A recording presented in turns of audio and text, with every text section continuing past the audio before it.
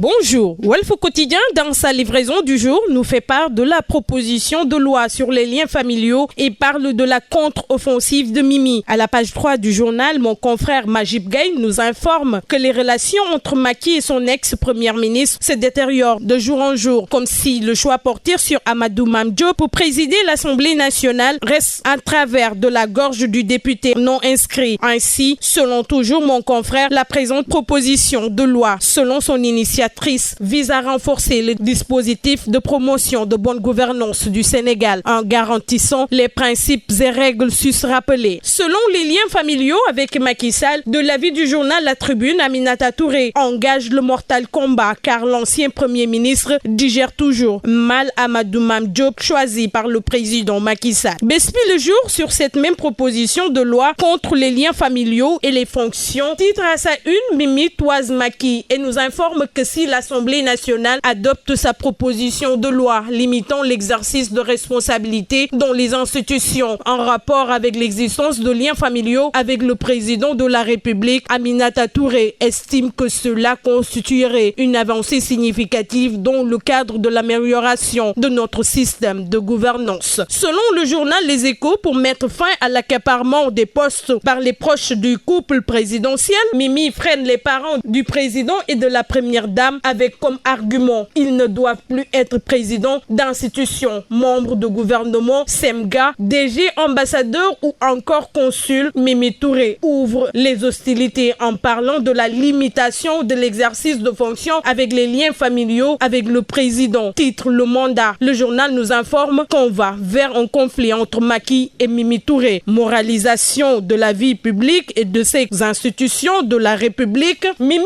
veut une loi anti-préférence selon 24 heures. Pour le journal Le Quotidien, rupture avec Benno, Mimi accélère la cadence du moteur de Suni d'anti-troisième mandat. Walf Quotidien en parle. Le journal sur les traces des opposants embusqués dans Benno Bokk Yakaar souligne le silence des nombreux responsables nichés dans la coalition et certains pourraient rejoindre même les camarades de parti Aminata Touré qui a osé franchir le Rubicon. Ainsi est-il pris en otage, s'interroge Rewmi Quotidien sur cette question de troisième mandat. Reste à savoir en tout cas, la bataille pour 2024 est déjà ouverte pour le Témoin. Docteur Cherkanté, à la une du journal, lance le combat du troisième mandat. Dans les colonnes du journal, ces propos rapportés par mes confrères, nous devons convaincre le président Macky Sall à faire un deuxième mandat de 5 ans en 2024, selon le ministre en charge du PSE. Au moment où Macky Sall en question peaufine son image pour le vrai journal, fini le Nyangal, place à la séduction. À la une, mes confrères énumèrent ses objectifs. Il s'agit entre autres de contrer les anti-troisième mandat, combler ses principales faiblesses et reconquérir un électorat perdu. Peut-être à travers la séduction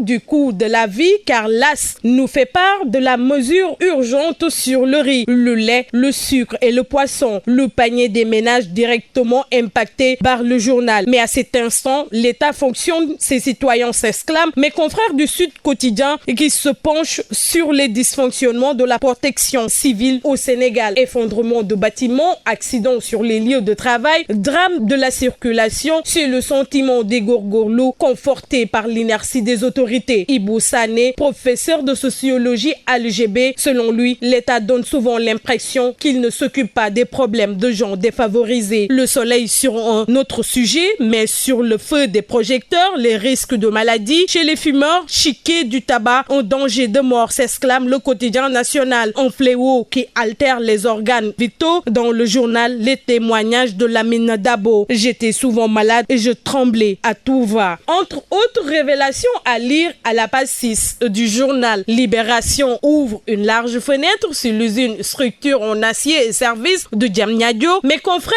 nous font part de 2 morts après l'explosion d'une turbine grièvement brûlée après l'explosion qui avait eu lieu le 30 septembre dernier où Seynou Sis et Abdullah Hadjong sont décédés tour à tour les 7 et 8 octobre, mais aussi une des turbines avait explosé au cours de travaux d'entretien, occasionnant des blessures graves à plusieurs techniciens dont certains sont toujours internés. Le journal se penche également sur l'assassinat de Bassirou Mbaye et nous informe que l'imam Mormaï et compagnie ont été écroués hier et vont vers la réclusion à perpétuité. Bonne lecture.